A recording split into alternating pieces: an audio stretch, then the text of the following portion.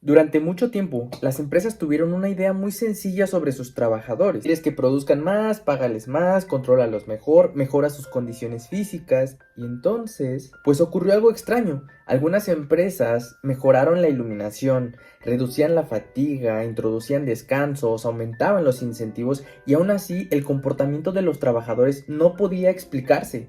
Pues Brown dedicó a la psicología social en la industria a explicar por qué. Comenzamos con el video de hoy. La psicología social en la industria.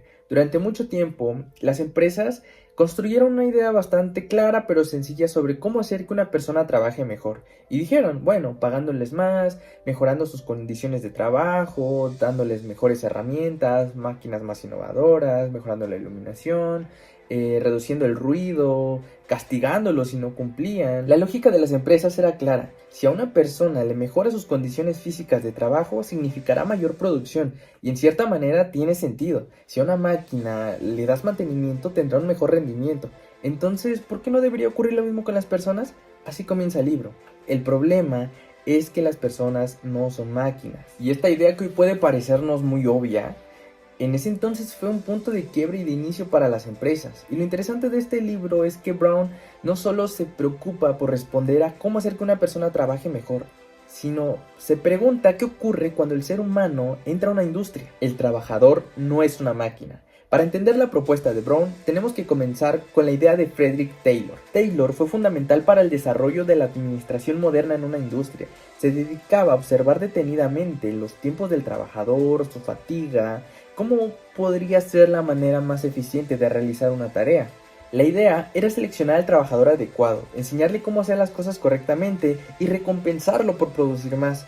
Y hay que reconocer que esta idea tuvo una suma importancia, pero Brown señala algo que el modelo mecánico no podía explicar. Taylor podía medir los movimientos del trabajador, cuánto tarda, cuánto produce, pero ¿cómo medimos su motivación?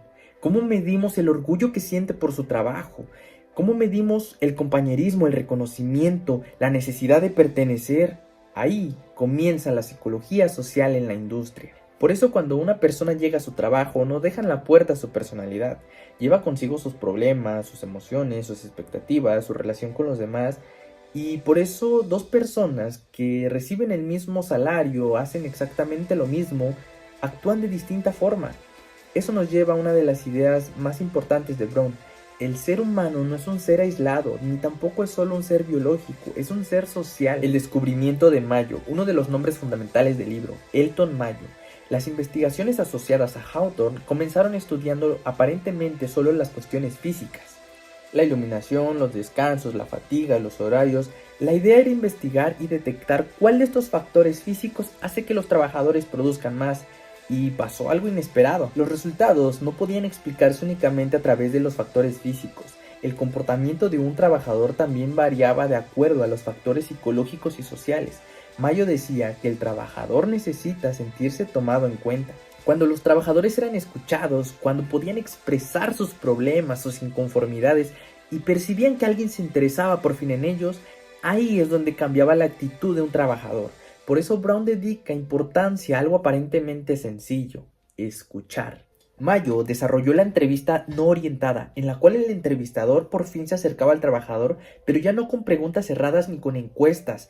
Ahora se permitía escuchar, no corrigiéndolo, no dándole consejos inmediatamente, no dirigiendo tampoco la conversación constantemente, solo se permitía escuchar, y esto reveló muchas cosas más adelante. Las quejas que expresa un trabajador no siempre es el verdadero problema, algunas veces son insatisfacciones más profundas. Brown dice que para entender el comportamiento de un trabajador dentro de una empresa no basta solo con observar lo que hace, también tenemos que entender cómo vive esta persona su trabajo. La empresa que no está en el organigrama. Supongamos que tenemos una empresa perfectamente organizada. Tenemos un director, gerentes, supervisores, trabajadores. Todo está escrito, todo tiene una función, todo está en el organigrama. Pero hay un problema. El organigrama no cuenta toda la historia, porque las personas en una empresa crean amistades, crean grupos, generan lealtades, desarrollan confianza, eligen líderes, crean normas, y muchas veces esas relaciones tienen más influencia en el comportamiento de un trabajador que las mismas normas oficiales. A esto Brown lo llama organización informal. Mientras la organización formal dice, hay un director, hay un gerente, hay supervisores, hay trabajadores, la organización informal parece más a, hay amigos, hay líderes, hay normas, hay lealtades. Para que me entiendas cómo funciona esto de las organizaciones formales e informales, te pondré el siguiente ejemplo. Imagina que un director quiere cambiar el comportamiento de sus trabajadores. Seguramente hablará con cada uno personalmente y les dirá que pasen a su oficina. Elton Mayo dice que esto no será suficiente. Tenemos que empezar por entender que el hombre no es un ser aislado. Él pertenece a un grupo de compañeros que tiene sus propias normas y sus propias expectativas. Y aquí es donde quiero pasar al siguiente ejemplo, donde seguramente tú lo has visto o lo has escuchado. Imagina que entras a trabajar a una empresa, llegas el primer día y tu supervisor te dice, aquí queremos que seas muy productivo. Y tú llegas ese día muy motivado, comienzas a trabajar rápido, estás en chinga, estás motivado, estás lleno de alegría, tu primer trabajo, tu primer día, estás agradecido con la oportunidad. Y uno de tus compañeros te dice, oye, bájale un poco, aquí siempre hemos trabajado así, si empiezas a trabajar mucho más, nos van a empezar a exigir lo mismo a todos. Y entonces tienes un problema. Formalmente tu jefe te dice una cosa, informalmente tu grupo de compañeros te dice otra cosa. Y entonces, ¿a quién terminas escuchando? Muchas veces al grupo, y no porque seas un irresponsable, no quieras trabajar o seas un flojo, sino porque quieres encajar, quieres mantener una buena relación con tus compañeros y no quieres convertirte en esa persona que hace quedar mal a los demás. Al final los grupos de las empresas y de los compañeros establecen sus propias normas. No trabajamos mucho, pero tampoco demasiado poco. No delatamos a nuestros compañeros ni tampoco hacemos algo que pueda perjudicar a alguien del grupo. Al final son reglas no escritas dentro del reglamento oficial de una empresa, pero que todos saben. Por eso Mayo considera que si realmente una empresa quiere modificar el comportamiento de sus trabajadores, no basta con decirle a cada individuo qué debe hacer. Tiene que entender y acercarse a qué ocurre dentro del grupo. Entonces, ¿por qué trabajamos? Llegando a este punto del libro, Brown cuestiona una idea muy arraigada. Las personas trabajan principalmente por dinero. Claro que el dinero importa, sería absurdo negarlo, pero Brown explica que el dinero no lo es todo. El trabajo también puede proporcionar reconocimiento, identidad, seguridad, estatus, relaciones sociales, responsabilidad. Algo muy importante, puede hacerte sentir útil. Muchas veces hemos pensado que a este mundo hemos venido a aportar algo a la humanidad. Algunos fueron creados para enseñar, otros para crear, para diseñar, para inventar, recordándote finalmente que tu trabajo representa o es más de lo que te imaginas. Y esto explica algo bastante curioso. Todos conocemos a alguien de ese sector bajo de la población que ya son jubilados. Y ellos aparentemente ya pueden vivir económicamente estables sin trabajar, sin mover un solo dedo. Pero ¿por qué siempre quieren más, quieren seguir trabajando a pesar de que ya están jubilados? Y es claro que no trabajan por dinero, quieren trabajar por lo que les hace sentir el trabajo. El trabajo en gran medida forma parte de tu identidad y eso por alguna forma cuando se jubilan, muchos se ponen tristes, caen en depresión, quieren regresar, quieren hacer algo más, pero difícilmente van a quedarse satisfechos. Otro ejemplo del por qué no solo trabajamos por dinero es porque también produce esa sensación de utilidad. Podríamos tener un muy buen salario, pero sentirnos miserables. Podríamos pensar, aquí me pagan bastante bien, pero no soy importante dentro del grupo. También puede ocurrir lo contrario. Una persona puede tener un trabajo difícil y trabajar en un lugar poco reconocido, pero lo que hace, él le da un valor. Y aquí aparece otra idea muy interesante de Brown. El trabajo tiene que tener un sentido. El trabajador necesita sentir que su trabajo tiene un propósito. No solo necesita saber cuánto dinero le pagan por su trabajo, también tiene que ser consciente y poder responder a la pregunta ¿para qué sirve lo que hago? Y cuando finalmente puedes responder a esta pregunta, incluso el trabajo más repetitivo puede adquirir un significado diferente. ¿Y qué ocurre cuando todo esto falla?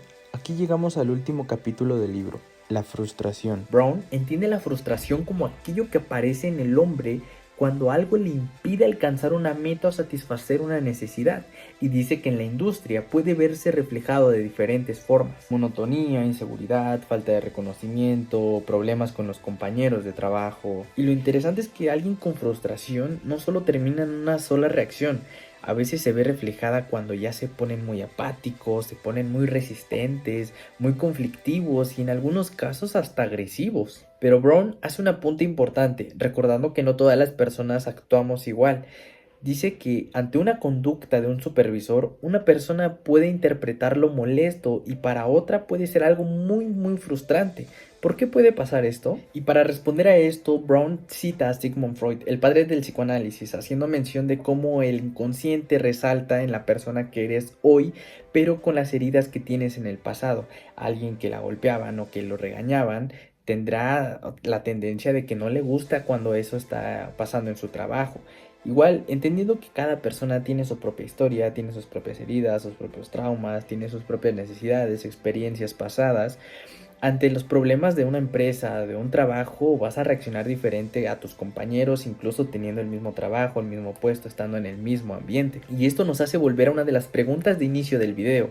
Mientras una máquina recibe una condición y responde, una persona interpreta. Como conclusiones, entonces, ¿qué hace que una persona trabaje mejor? Después de leer a Brown, parece que la respuesta nunca fue dejarlos de controlar, pagarles más, mejorarles sus condiciones de trabajo. Parece ser que eso importa, pero no es suficiente, porque detrás de cada trabajador existe una persona que necesita sentirse útil, reconocida, necesita tener una identidad, necesita sentirse parte de un grupo. Por eso Brown nos invita a ver la industria de otra manera. No es solo un lugar donde se producen objetos, también se producen relaciones humanas. Y quizá esa sea la idea más importante que me ha dejado este libro. No podemos comprender la productividad sin antes primero comprender al ser humano que produce. Gracias, nos vemos el próximo domingo.